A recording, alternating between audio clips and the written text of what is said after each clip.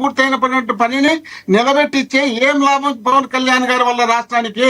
ఈ రాష్ట్రంలో ఇన్ని దాడులు, ఇన్ని దౌర్జన్యాలు, ఇన్ని దోపిడీలు, ఇన్ని కబ్జాలు చేస్తుంటే ఈ పవన్ కళ్యాణ్ గారి వల్ల ఏం లాభం? రాష్ట్రానికి డిప్యూటీ సీఎం గా చేస్తే నీ వల్ల ఏం లాభం?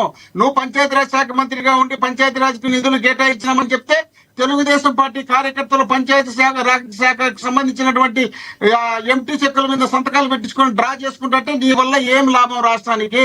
నువ్వు రోడ్లన్నీ పూర్తి చేస్తానని చెప్పినావు, ఈ రోజుకు రోడ్లు 10% కూడా పూర్తి చేయలేని మీరు పంచాయతీరాజ్కి ఏం లాభం?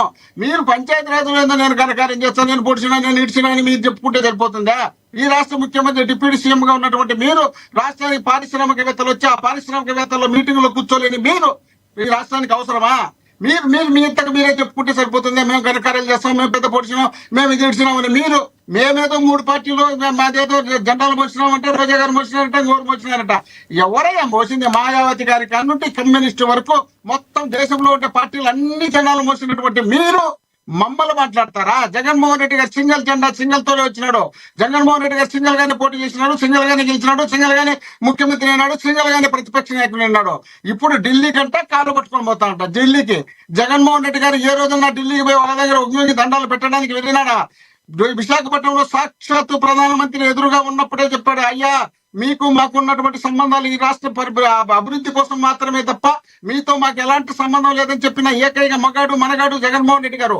మీరు రాష్ట్రానికి 2 సార్లు రాజధాని కోసం శంకుస్థాపన పిలిపించుకొని ఒకసారి చెమ్ముడు నీళ్లు, తట్టడు మట్టి, ఇంకొకసారి చాక్లెట్, ఒక చిన్న ఉంగరం.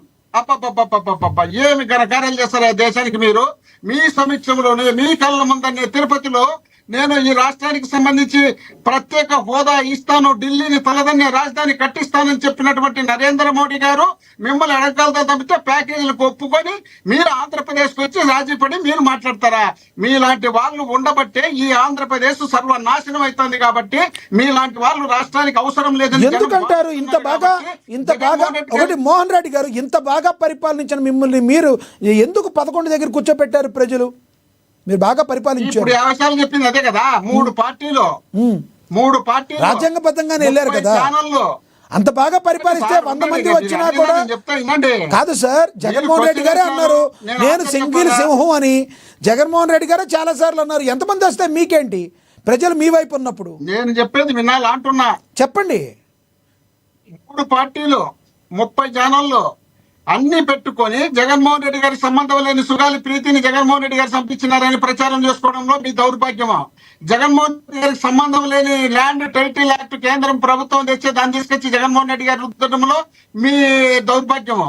జగన్మోహన్ రెడ్డి గారికి సంబంధం లేనటువంటి భూ కబ్జాలు ఇంకోటి అని చెప్పి ఆయన మీద ఆరోపణలు చేయడంతో ఇంకొక మీరు చేసిన దౌర్భాగ్యం. ఈ రాష్ట్రంలో ఏమేమి తప్పులు మీరు చేసినారో ఆ తప్పులన్నీ జగన్మోహన్ రెడ్డి గారికి కట్టడమే కాకుండా 7 లక్షల కోట్లు, మీరు 4 లక్షలు, మేము 3 లక్షల కోట్లు అప్పు చేసి పెడితే 14 లక్షల కోట్లు అప్పు చేసినాడు, రాష్ట్రాన్ని శ్రీలంక చేస్తున్నాడని చెప్పి తెల్లవారి 4 పొద్దుకెగినాక గంట కొట్టి రాష్ట్ర చెవుల్లో రక్తం వచ్చేట్టుగా చెప్పి అబద్ధాలు చెప్పి నమ్మించడంలో ఇంకొకటి. అదేంటి సార్ మోహన్ రెడ్డి గారు మీరు అన్ని చెప్పారు. మోహన్ రెడ్డి గారు జగన్మోహన్ రెడ్డి గారికి సంబంధం లేని జగన్మోహన్ రెడ్డి గారు సంబంధం లేని సుగాలి ప్రీతి ఇష్యూ గురించి చెప్పారు, మిగతా అన్ని చెప్పారు. జగన్మోహన్ రెడ్డి గారు సంబంధం లేని వివేకానంద రెడ్డి గారు హత్య గురించి ఎందుకు మీరు చెప్పడం మర్చిపోయారు? అది కూడా చెప్పారు కదా మీరు. జగన్మోహన్ రెడ్డి గారికి సంబంధం ఉందని దేవుని మీద ప్రమాణం చేస్తారని ఎవరు వచ్చి చేయమనండి? కాదు సార్, మీరు జగన్మోహన్ రెడ్డి గారికి సంబంధం లేని అన్ని చెప్పారు కదా. మీరు ఎందుకు ఆ విషయాన్ని మర్చిపోయారంటున్నా? మీరు అన్ని జగన్మోహన్ రెడ్డి గారికి సంబంధం లేని ఒక 5-6 చెప్పారు. దానిలో వివేకానంద రెడ్డి గారికి ఎందుకు చేర్చలేదు? మీరు ఎందుకు చేర్చలేదు అంటున్నాను. మీరు ఇంకా 4 తీసుకుంటే మనం మాట్లాడమంటే మాట్లాడకపోతే ఎట్లవుతుంది? సిబిఐ దర్యాప్తు చేసిన తర్వాత సిబిఐ దర్యాప్తులో తేల్చలేకపోతే దాన్ని తీసుకొచ్చి జగన్మోహన్ రెడ్డి గారికి కట్టి పచ్చి నేరం పాపాలకు పాల్పడినటువంటి పార్టీలు అవి. ఆ పార్టీలన్నీ కలిపి జగన్మోహన్ రెడ్డి గారి చెల్లెల్ని తీసుకుపోయి ఆయమ్మని తీసుకుపోయి కాంగ్రెస్ లో చేర్పించి ఆయమ్మని తీసుకొచ్చి వీళ్ళ దగ్గర పెట్టి ఈయన మీద విమర్శలు చూపించి వీళ్ళు ఇష్టానుసారంగా వాడుకొని రాష్ట్రంలో జనాలందరినీ కన్ఫ్యూజ్ చేసి వాళ్ళకు మేము జగన్మోహన్ రెడ్డి గారు ఇస్తున్న సంక్షేమ కార్యక్రమాల కన్నా ఎక్కువగా ఇస్తాం, మేము ఎప్పుడు మాట తప్పం, మేము మాట మీద నిలబడతామని చెప్పి అవి ఇవి రెండు ఈ లేకుండా పోవడమే కాకుండా వాలంటీర్లకు ఒక్కొక్క వాలంటీర్కి 5,000 ఇస్తున్నారు. నేను వచ్చి మీ అన్నలాంటోనే మీ కడుపు కొట్టను, మీకు 10,000 ఇస్తా, నేను నా మాట నమ్మండి మీ అన్నం నేను అని చెప్పినటువంటి పెద్ద మనుషులు తప్పించుకొని పోతే ఈ రాష్ట్రానికి అవసరమా? అవసరం లేదని జనం భావిస్తున్నారు, మేమా కాదు, జనం భావిస్తున్నారు. వాటన్నిటిని దృష్టిలో పెట్టుకుని మనం నడచాల్సింది పోయి రోజా గారు తిట్టారు, అంబటి రాంబాబు గారు తిట్టారు, అక్కడ ఎవరో కొడాలి నాని గారు తిట్టారు, ఇక్కడ వీళ్ళు తిట్టారు, వీళ్ళందరికీ తిట్టేదానికి మంత్రి పదవులు ఇచ్చినారు. కొడాలి నాని గారు మంత్రి పదవి పోయిండేది ఎప్పుడు? మీరంతా రోజు తిడతాను అన్ని తర్వాత మంత్రి పదవి అయిందా, ముందే మంత్రి పదవి అయిందా? జగన్మోహన్ రెడ్డి గారు మంత్రి పదవులు ఇచ్చి ఎంకరేజ్ చేసినాడా? జగన్మోహన్ రెడ్డి గారు తిట్టే వాళ్ళకు పిలిచి మంత్రి పదవులు ఇస్తాడా?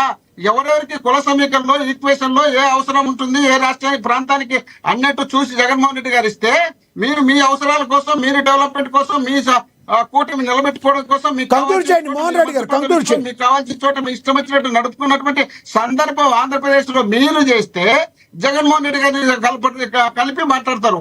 వల్లభనేని వంశీ గారు తిట్టారంటే వంశీ గారి భార్యను తిట్టినప్పుడు వంశీ గారు అడుక్కున్నప్పుడు ఆడ మాట్లాడకపోయినారే, ఆ రోజు ఎందుకు మాట్లాడారు? లోకేష్ గారికి డైరెక్ట్ చెప్పినాడు కదా, అయ్యా మీ ట్విట్టర్ నుండి మాకు వస్తుంది, మీ ఐటీ డిపార్ట్మెంట్ ఉంటే నాకు వస్తుంది, నా భార్యను తిడుతున్నారు, దీని గురించి చర్యలు తీసుకోండి అంటే మరుస రోజు మళ్ళీ ఇచ్చినప్పుడు ఆయన తిట్టక మాకే సంబంధం, మీ పార్టీలో ఉన్నప్పుడు మీరు తిట్టుకున్నారు, ఆయన తిట్టాడు, ఆ తిట్టింది తీసుకొచ్చి జగన్మోహన్ రెడ్డి గారిని చెప్పి జగన్మోహన్ రెడ్డి గారిని తిట్టినట్టు మీరు మాట్లాడతారు. అసెంబ్లీలో జగన్మోహన్ రెడ్డి గారిని స్వయంగా బోండా ఉమ్మ గాని చింతమనేని ప్రభాకర్ గారు కానీ మాట్లాడే మాటలు మీకు కనపడవా?